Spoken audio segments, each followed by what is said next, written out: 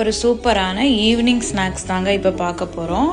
அதுக்கு first 1 cup கோதுமை மாவு, தென் 2 ஸ்பூன் ரவை, 2 ஸ்பூன் அரிசி மாவு, 1 ஸ்பூன் நெய் சேர்த்து நல்லா மிக்ஸ் பண்ணிக்கலாம்.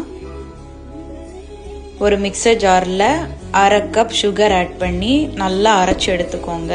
அரைஞ்சதும் அதில் ஏலக்காய், எக்கு சேர்த்து அகெயின் அரைச்சிக்கலாம். இப்போ அந்த மாவு கூட இதை ஆட் பண்ணி நல்லா மிக்ஸ் பண்ணிக்கோங்க. ரொம்ப ட்ரையாக இருக்கனால நான் கொஞ்சமாக தண்ணி ஆட் பண்ணியிருக்கேன். இப்போ மாவு ரெடி ஆயிடுச்சு. அதை ஒரு 30 மினிட்ஸ் அப்படியே மூடி போட்டு எடுத்துக்கோங்க. இந்த ஷேப்பில் கட் பண்ணி மாவு நல்லா வேகிறதுக்காக அதை நான் லைட்டாக கட் பண்ணி விட்டுக்கிறேன்.